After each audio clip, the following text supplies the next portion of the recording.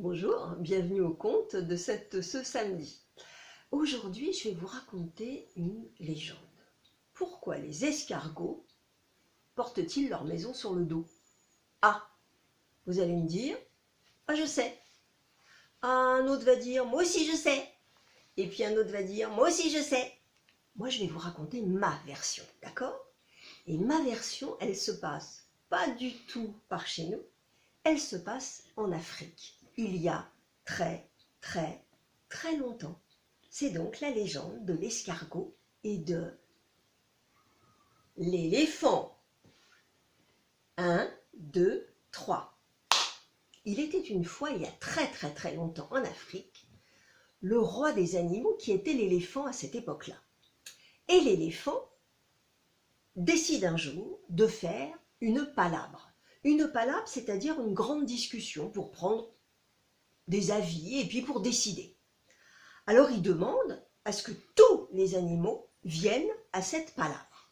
Alors des messagers partent dans tous les petits villages et disent à tous les animaux, parce qu'à cette époque-là tout le monde se parle et tout le monde se comprend, venez vite parce que l'éléphant, le roi des animaux, demande que vous soyez tous là, un représentant de chaque espèce, pour faire et assister à la palabre.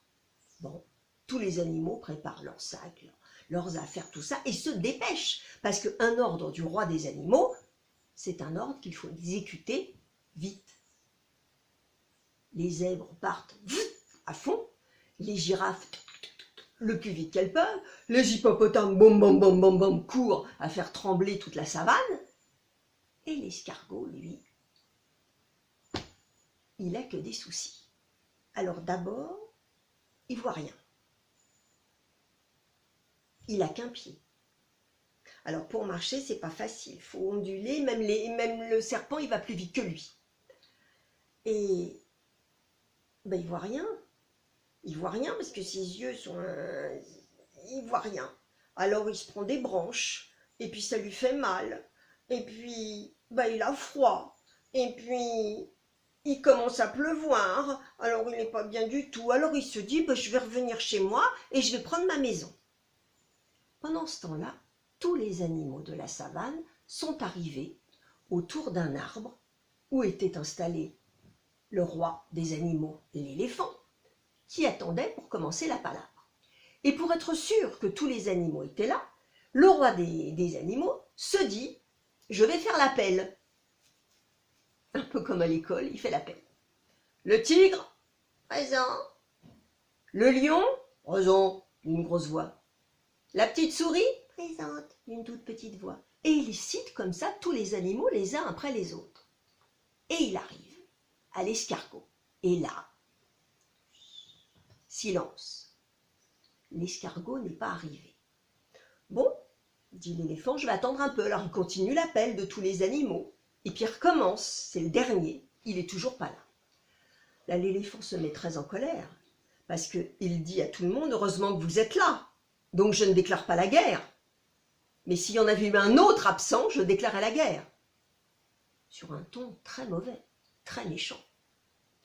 Les animaux se regardent en se disant, dis donc, si jamais il arrive l'escargot, il va se faire disputer. Oh, mais alors, disputer. Et la palabre commence. Le roi des animaux, l'éléphant, commence à diriger. Voilà, bon, on va faire ça. Les buffles, ils iront boire à telle heure à la rivière, comme ça les crocodiles n'iront pas les attaquer, eux ils iront boire à telle autre heure, tout le monde s'arrange. Et à un moment, il y a un brouhaha, comme ça, au fond de la salle, au fond de l'endroit, tout autour de l'arbre où il y a la palabre, et qu'est-ce qui arrive? L'escargot, enfin! Alors il se traîne, le pauvre escargot, sur son pied, en avançant avec sa maison sur le dos, vous savez, la petite coquille corne comme ça. Et là, tout le monde lui fait la place. Parce que tout le monde se dit, oh là là là là, la colère de l'éléphant sur l'escargot, je ne veux pas voir ça. Ou alors si je suis obligée de voir, je ne veux pas regarder. On lui laisse la place, alors il passe tout doucement, et il arrive au pied de l'éléphant.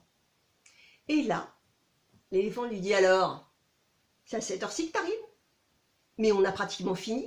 Je sais mon roi, dit l'escargot, mais j'ai pas pu, parce que moi je vois rien, donc c'est compliqué parce que je me suis pris des branches. J'ai qu'un pied, donc c'est difficile à avancer avec un pied. Je peux pas sauter, donc je rampe. Et puis il y a eu de la neige, non, il y a eu de la pluie, et j'avais froid. Alors je suis retournée pour prendre ma maison pour me protéger. Alors, à ces explications, le roi des animaux, l'éléphant, dit « Ouais, d'accord. Eh ben, je vais te punir. »« Ah bon? Mais pourtant, c'est vrai, c'est la vérité, j'ai rien fait d'autre. » L'éléphant lui dit « Oui, mais tu t'es un petit peu joué de moi. Alors, pour la peine, tes yeux seront au bout de tes petites cornes. Ton pied, tu n'en auras qu'un seul. Mais, comme tu vas baver tout le temps, tu pourras mieux glisser dessus. Et ta maison, eh ben, elle restera toujours sur ton dos. » Alors le petit escargot s'est dit « Oh, la punition, elle n'est pas trop dure, parce que, oh, j'ai l'habitude.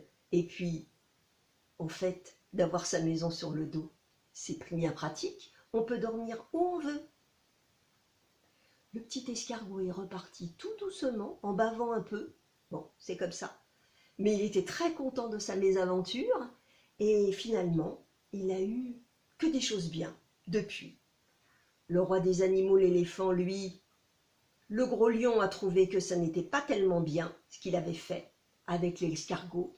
Et un jour, il lui a dit « Tu n'es plus le roi des animaux, ça va être moi. » Et depuis ce jour-là, c'est le lion, le roi des animaux. Mais ça, c'est une autre histoire.